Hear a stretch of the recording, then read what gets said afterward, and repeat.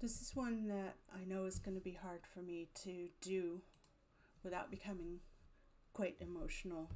So I'm just going to do my best. 5 years ago today, we,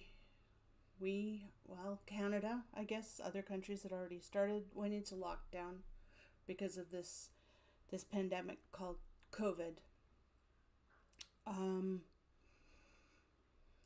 My husband and I are still in that lockdown.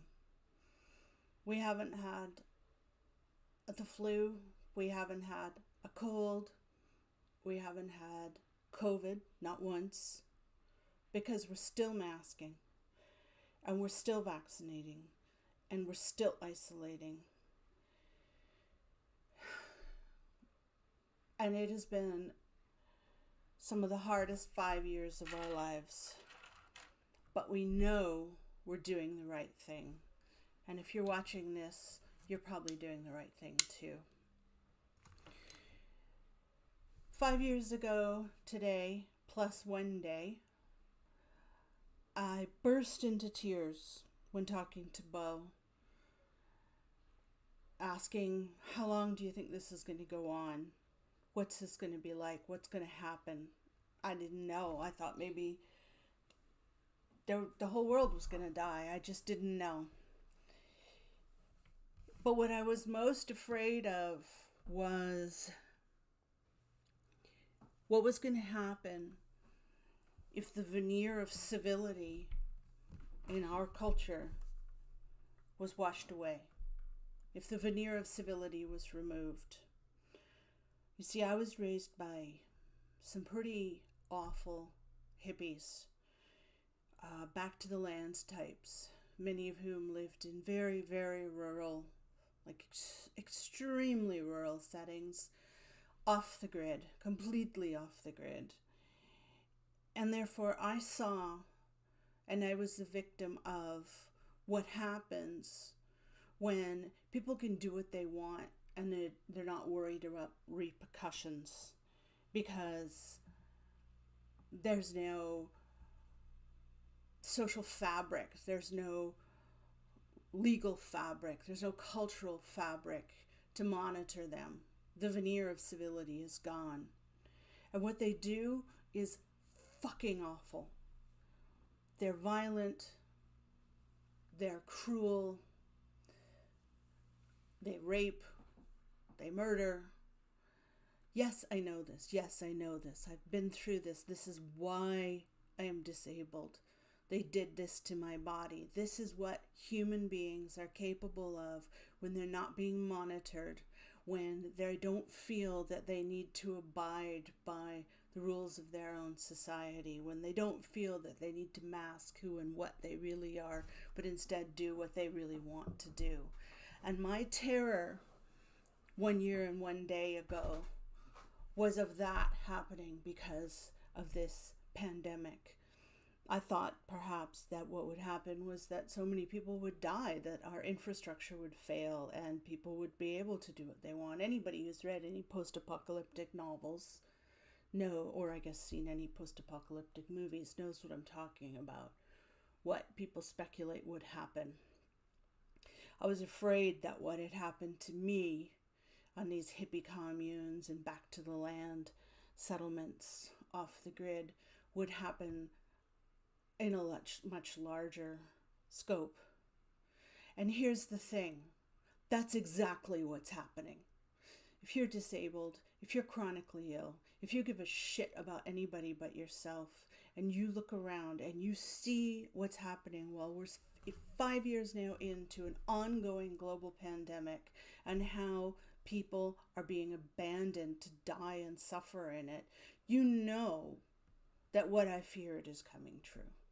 We are seeing the results of the veneer of civility eroding entirely. But no, it didn't happen quite the way I expected it to. During this time, I've watched people that I thought were my friends, my really good friends. I've watched them move on from COVID, not because they thought the pandemic was over, not because They thought that people like me and my husband were safe, but or themselves thought that they were safe, but for the sake of their mental health, they really needed to, go for brunch, get on an airplane, unmasked, and bring COVID with them or take it back with them. I'm not sure what they thought was happening to my mental health during that time, or the mental health of all of us who were watching while still isolating, because we really, some of us had no choice, and some of us had a conscience, and some of us were in both situations at once.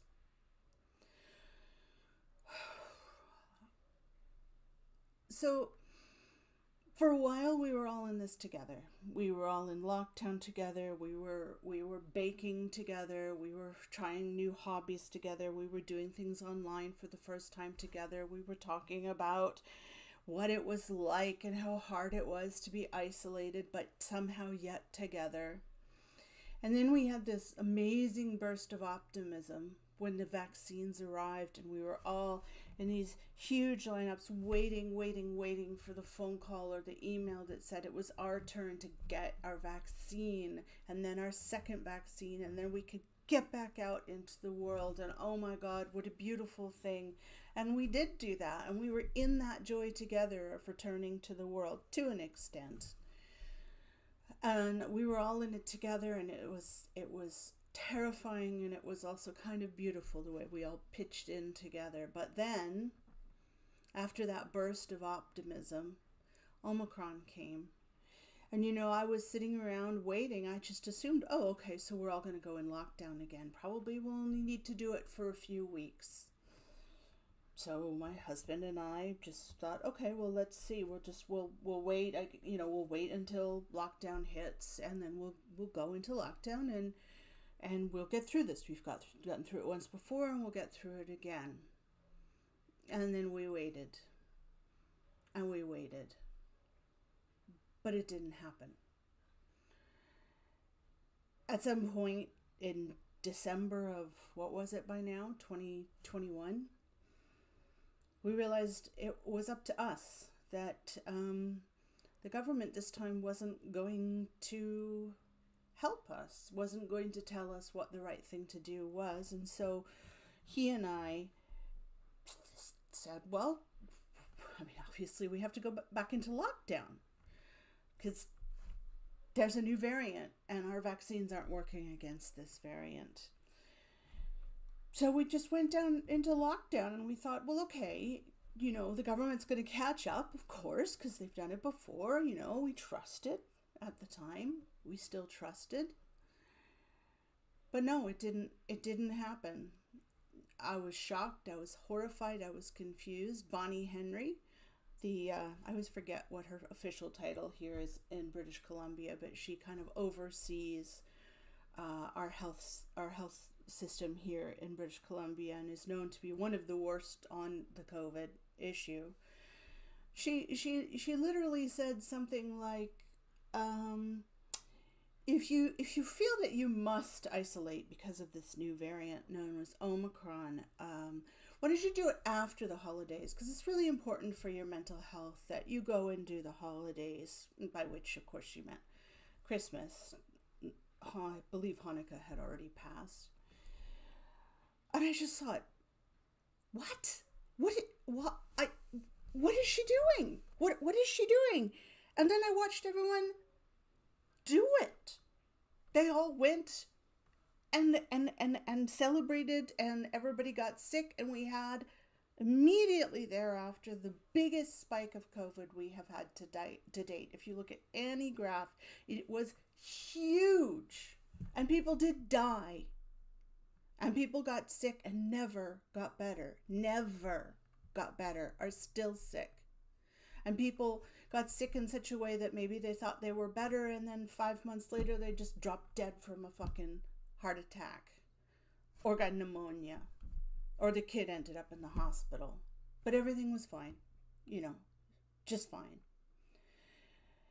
More and more what I saw happening, not only in the public messaging, but in what I was hearing from people that I thought maybe kind of cared, was, well, it's okay, because it's really just those people who have pre-existing conditions who are at any kind of risk now. COVID is so much better now. So if only people with pre-existing conditions might, get really, really sick or, die. And that's fine. We're going to go back out into the world and we're not going to take any precautions, and we will pass these illnesses on to them. But, it's their fault because maybe they didn't bother to isolate. Never mind they had a job or kids in school or some such thing. It was not our problem. We don't have any responsibility towards those people who have pre-existing conditions. Well, who is that? Well, for one thing, that's me. I have a pre-existing condition. Bo and I had some big decisions to make. What the hell are we going to do now? So we decided that COVID would really not be a good thing for someone like me with very, very severe fibromyalgia. Fibromyalgia is so bad that I use this walker in the house, and I use a wheelchair when I go out. I'm in constant pain, even just getting COVID, normal COVID, not any complications. The amount of coughing I'd do would throw ribs out, throw my back out, and put me in a really bad place. My doctor agreed. And so we stayed in lockdown and we continued to mask everywhere, religiously, carefully. We didn't get COVID. But also I was learning about the effects of long COVID. More and more people were getting long COVID and just never, ever getting better. And I thought, my God, if I had long COVID on top of my fibromyalgia, I might die. I couldn't do it. I just couldn't do it. And so again, we felt, yes, we're doing the right thing. I also saw that people who were vulnerable were still dying. I didn't want to inflict that on anyone accidentally. I didn't want to go out without a mask and accidentally infect someone. And I saw that people's children were getting really sick, like really sick, like fill the emergency room, especially in the winter months, sick, like pneumonia sick, like emergency room sick, like hospitalization sick. And people were talking about it as if this was always part of the holiday season, the festive season with stockings and trees and hospitalizations. It's always been like this. What's the big deal?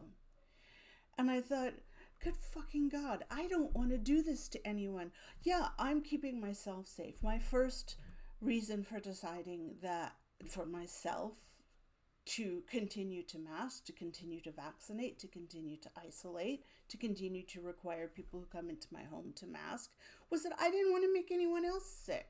Sorry, that was my second reason. My first reason was I didn't want to be sick. But my second reason was I don't want to make someone's kid sick. I don't want to make an elderly person sick. I don't want to make someone with a pre-existing condition sick. And I don't want to make a perfectly healthy person end up with long COVID and drop dead from some sort of organ failure 6 months in the future or be bedridden for years. Because that is what's happening, folks. That's what's happening.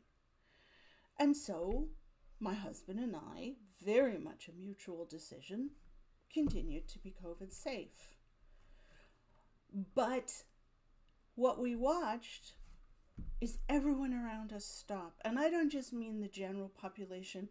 I mean people within our community whom I have known most or all of my life, who have always been social justice focused, who have always worked to fight for the downtrodden, who have opposed human cruelty, opposed selfishness, who have never believed that the welfare of the overall economy trumped the welfare of real human beings, real vulnerable human beings. These lefty liberals, these constantly questioning authority, questioning the party line, educating themselves, good people going to brunch without a mask because, mental health.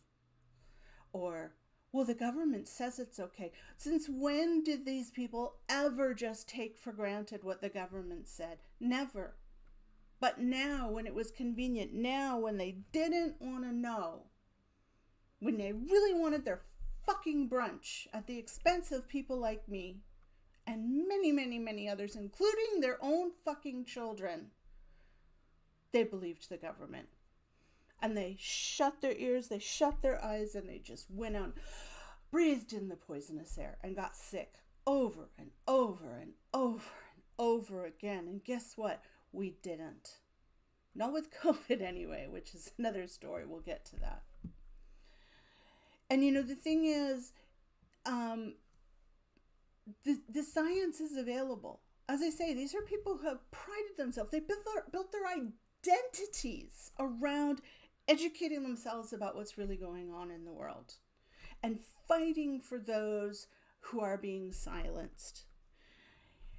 And when I would bring up the science to them, which is readily available, hundreds and thousands of academically published, peer-reviewed studies about what COVID was doing, does do, and is still doing, and will do, suddenly they didn't give a shit. They didn't want to educate themselves. And when I tried to mention it to them, or my husband did, or some others did, they acted like I was a conspiracy theorist.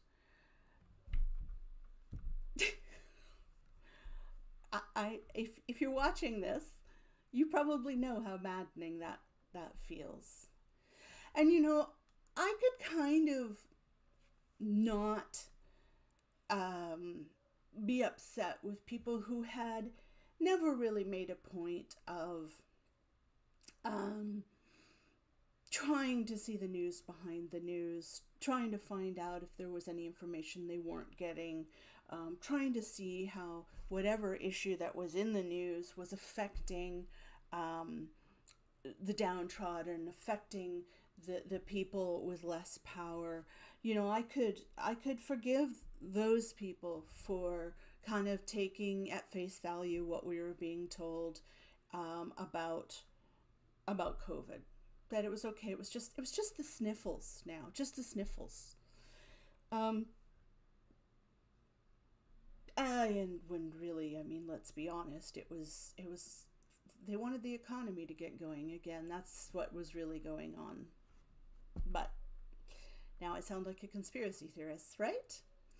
Anyway, so I could forgive the people who kind of never really thought about that kind of thing much. But, well, why would they then?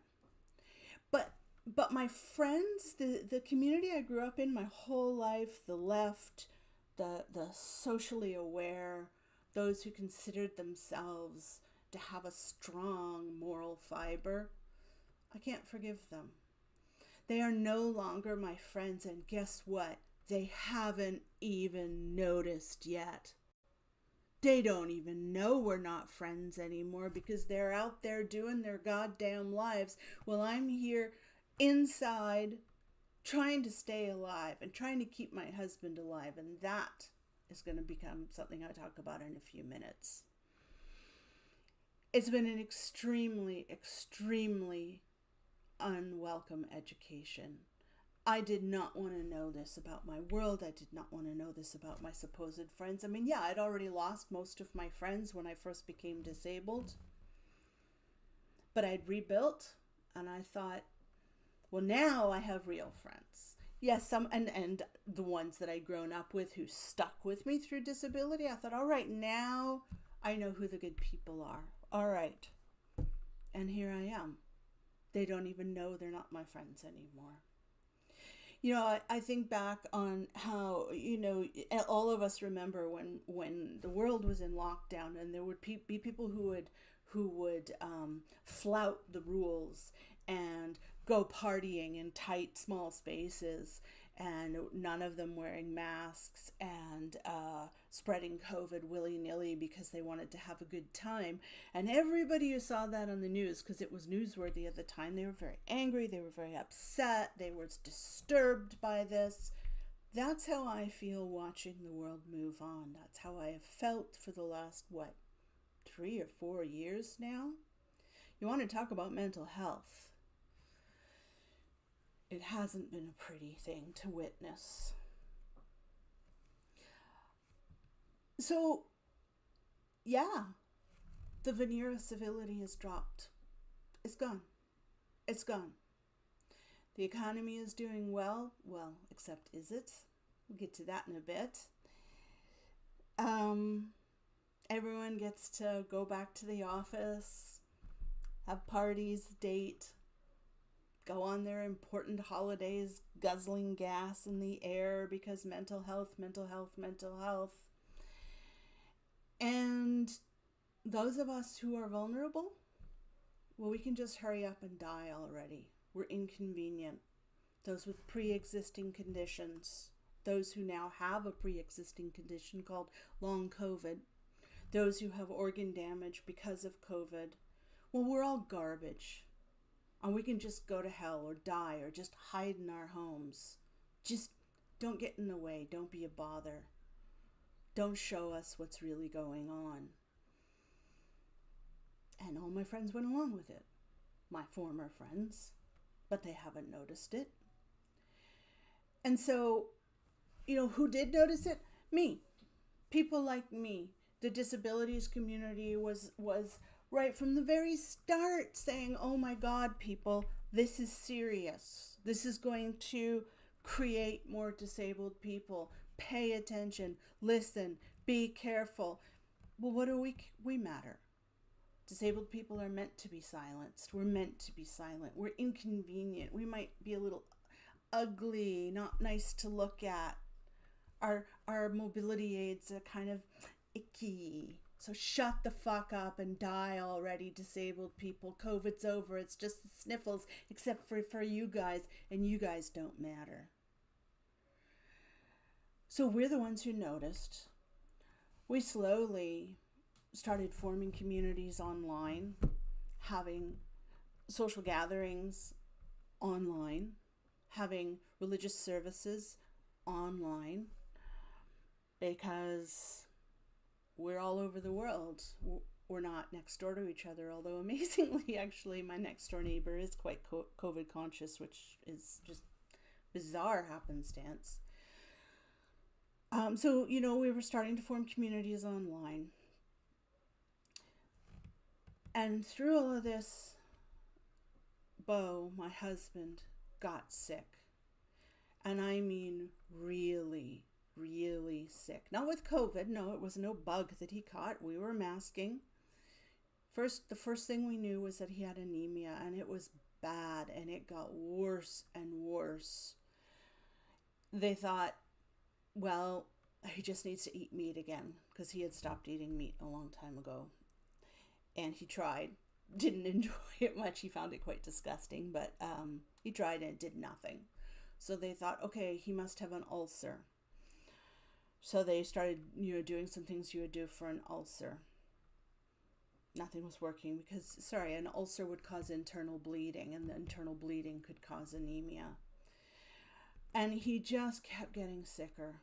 I mean, really sick. I mean, walk across the room and be so out of breath you have to sit down. I mean, heart racing if you go up a flight of stairs or just try to get a glass of water. He was having panic attacks almost every day. What's wrong with me? What's wrong with me? What are we going to do? What's going on? What's happening? Who's going to take care of you, Charlotte? He takes care of me. He does the things that I can't do, and he couldn't do them either. And what were we going to do? And what about people? Were they going to mask if they came into the house to help us? What were we going to do? What friends did we have to ask for help anymore? None. Just about. A few. His gut started hurting more and more. And they knew something was wrong, the doctors all knew something was wrong, but hey, what do you know? The healthcare system was completely overloaded. And why was that? Well, you and I all both know, we all saw what happened to the healthcare system during COVID, past tense, as if it's over. It hasn't recovered from that because COVID isn't over. So it took absolutely forever to get him the help he needed. I had to call places, specialists, doctors, clinics, every goddamn day and call until I got a real life human being and say, my husband is really, really, really sick. Please help. And why was I the one calling? Well, partly because he was so sick he didn't have the energy, and also because he had such bad anemia at this point. He wasn't getting enough oxygen to his brain. He couldn't even think clearly. I'm not joking. He couldn't even understand things very well. It was almost like living with someone who was suffering from the early stages of Alzheimer's. So every step of the way I had to fight for him. I had to fight for him to get the millions of iron infusions he needed, the tests, the specialists, let alone a diagnosis. This went on forever. And every time he had to have an appointment, we had to beg and plead to make sure that everyone involved would mask. At that point, we knew that he was too sick to get COVID, although we still didn't know exactly what was wrong with him. And we knew that I shouldn't get COVID. I certainly shouldn't get COVID and get more disabled when he couldn't take care of me very well. You know, and that was just in medical settings where you'd think it would be obvious to mask. But what about anything outside of that, like synagogue for the high holidays or going and getting a haircut? Every single thing that we did, we had to beg and plead, please wear a mask. And they would say, well, you can wear a mask if it makes you feel more comfortable. But we're not masking. Okay, well, it's not about comfort. It's about life and death. It actually genuinely is for people like me and Bo. And here's what happened next, and this is when it got even worse. He was diagnosed with Crohn's disease. And if you know anything about Crohn's disease, what is the treatment for it?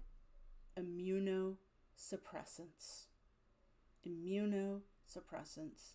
So what does that mean? That means suddenly he went from being one of the people who's somewhat vulnerable to being the very most vulnerable, to having the worst pre-existing condition, or one of, that would put him at risk of not only getting COVID, but getting very, very sick from COVID. So we didn't actually have to change our lifestyles around that, because we were already doing all the things that we needed to do, not just to protect ourselves, but to protect everyone around us, because we're part of a community. You know, I follow the speed limit not just because I'm doing it for myself and I don't want to get in trouble, or I don't want to get in an accident and get hurt myself. I do it to protect those around me, and it's the same with masking and the same with vaccinating. So when he was put on immunosuppressants, we really didn't have to change much about our lives, but it did put him in a much more vulnerable position, and it made everything quite a bit more frightening. But you know what? He did start to get better. The immunosuppressants, they really do work. But now, you know, it was funny, people were reacting to us kind of differently. They weren't kind of going, oh, you're a conspiracy theorist. Oh, COVID's just like a cold or a flu now. But instead they pitied us and said, oh, it's so sad that you have to mask. I'm lucky I don't have to mask. They would not, and I don't say could not, I say would not acknowledge the realities that this is a two-way street. One person can't protect himself on his own. He needs a community where everyone is taking this virus seriously, not just for their own sakes, but for the sakes of everyone around them. If he has to mask, you have to mask, and you have to mask. And guess what? It's going to prevent you from ending up like him, perhaps, because of long COVID. But nobody seemed to see that. So here I am in my wheelchair, and there he is on his immunosuppressants. And suddenly everyone was like, yeah, well, you guys need to mask. We understand. That's really sad. We're going on holiday next week. And then they would come back sick, of course, really sick, and say, yeah, well, no, but I'm really smart about it. Like, I know when I'm at risk or not. And then they'd get sick again and again and again. So, okay, we isolate and we isolate and we isolate. Meanwhile, I got finally, well, let me back up for a minute. In the midst of all this, in May of 2020, I was rushed off to the hospital. This is when nobody was being admitted unless it was an emergency. And I spent a week in the hospital with gallbladder disease that might have been diagnosed sooner. My doctor had had some concerns before COVID hit. Might have been diagnosed sooner if COVID had not hit. Got my gallbladder out and was doing a lot better. During that time, because of all the blood tests they had done, they noticed that my cholesterol levels were higher than they should be, despite an impeccable diet. But nothing really got done about it because, COVID, and then also when COVID precautions were no longer being taken, I was quite cautious about when I went to the doctor, and I didn't even know that this was a problem that was going on or what the possible repercussions would be. I noticed, though, that my belly was getting larger and larger while the rest of me was not. And I thought, what's going on? I thought it was a muscular thing because of my disability. And I called around, finally found a physiotherapist who does house calls and would mask. And so that took a long time. And my belly was getting more and more swollen. And she said, guess what? This is not muscular. This is something that's going on with your organs. There's something wrong with your organs. So I masked up and went to my doctor and had to beg her to mask too. And I have what they call non-alcoholic fatty liver disease, and had to go to a bunch of tests, medical places where nobody was masking and stuff to get that proven. It's getting dealt with, and I'm going to be fine, and my belly is shrinking, thank God. But that would have been sorted more quickly if our healthcare system hadn't already been broken by COVID, if I hadn't been having to remain cautious about going in for doctor's appointments and such because of COVID, if I hadn't had to fight to try to find a physiotherapist who would mask COVID. But I've finally been diagnosed. I hope it hasn't done long-term damage. And by the way, I've learned that I have genetically high cholesterol, and that's what's going on. So that happened. And Bo was getting better, so all right. We're still isolated and it's incredibly depressing, but okay, here we go, we're okay, and then bam. Bo got really, really, really sick. I mean, lying on the bathroom floor, throwing up uncontrollably, sick. He went to the hospital once, to the emergency room. I was terrified for him because I knew that's one of the main places you get COVID, and they were not masking there. He did. They pumped his stomach, sent him home. 2 days later, he's worse. He's on the bathroom floor. He's sweating. He's shaking.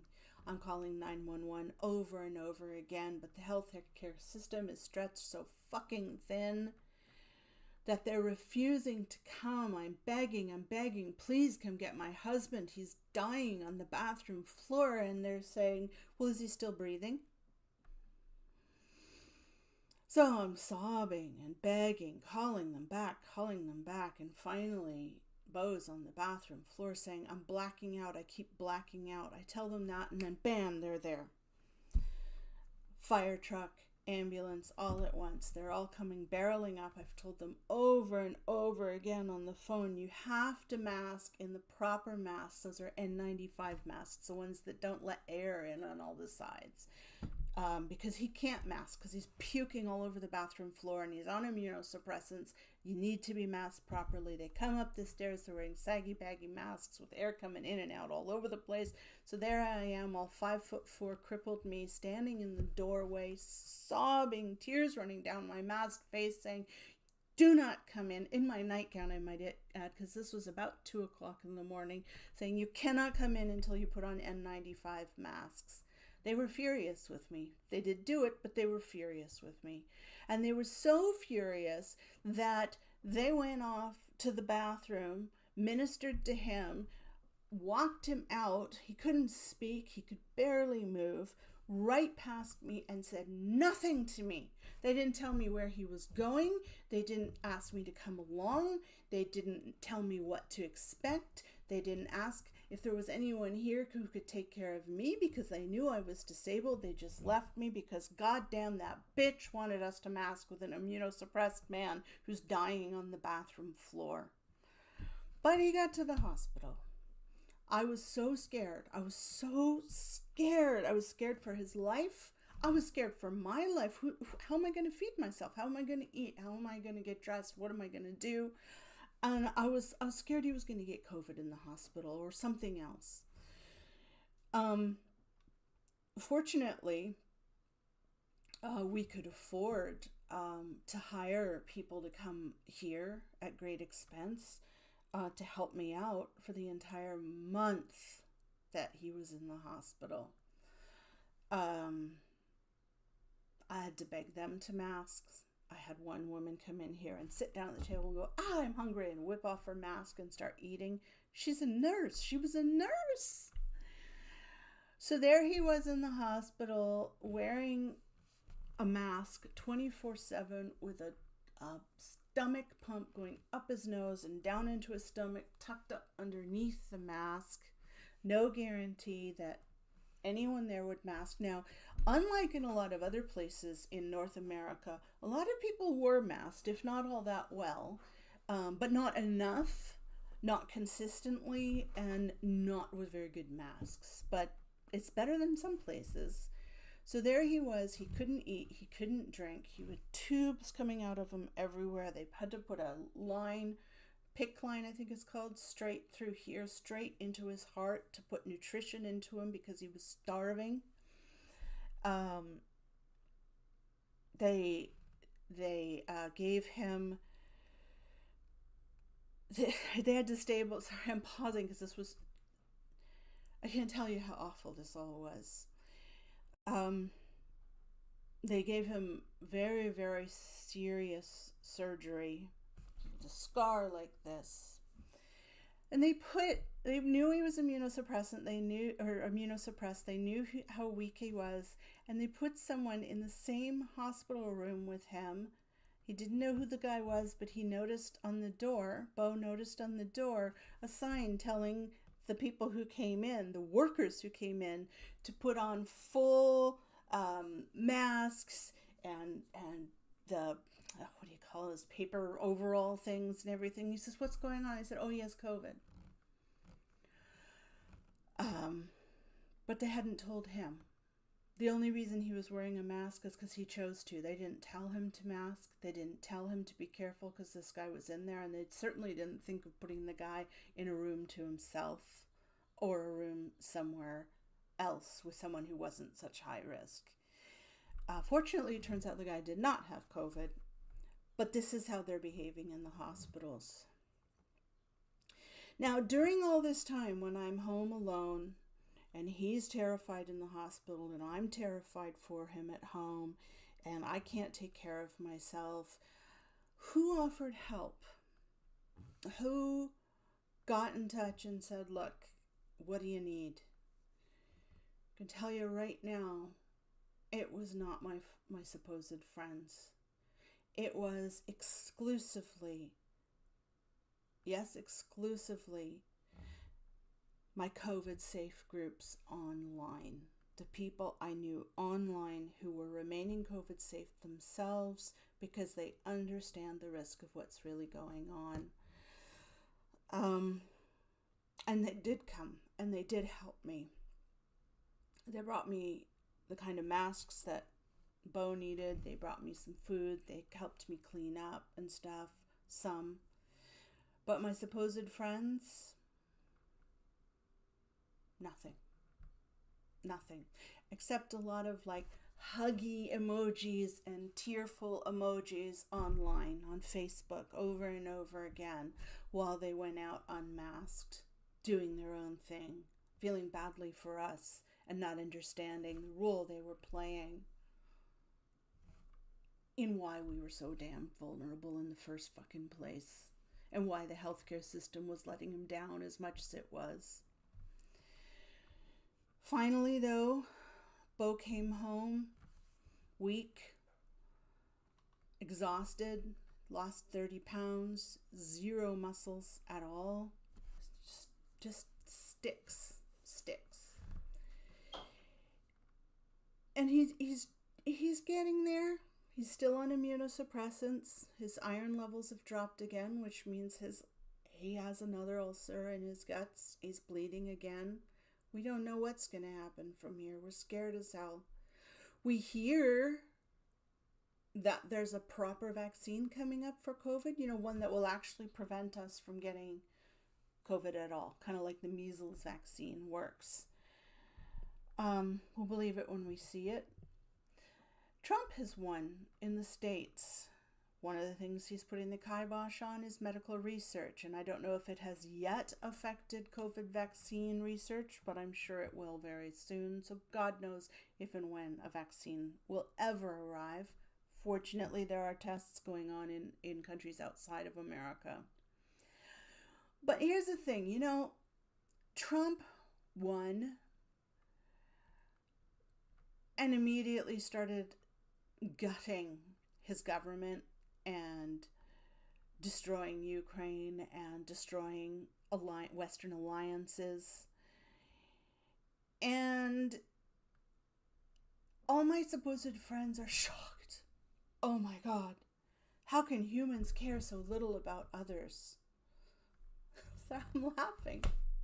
How can they have voted for this man? How can they care so little about how he's affecting the downtrodden, about how cruel he is, what he's doing to the world? Really? Really? You're surprised? Really? What have you been doing for the last fucking 5 years?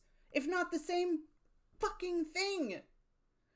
So, for some of us, the veneer of civility dropped a long time before Trump won the second time round. And we've already seen how cruel and irreverent humans can be, how indifferent they can be to the suffering of the vulnerable, because we are the vulnerable. And we're in a better position than most. So those are my reflections on the 5-year anniversary of COVID. I know all over the news they're doing little think pieces on COVID, looking back on when we were in a global pandemic, which, by the way, the World Health Organization says we are still in. These retrospectives. How did that thing that happened all those years ago affect us? And then there are those of us for whom it never ended. And in fact, that's all of us, every single one of us. Just only some of us have noticed.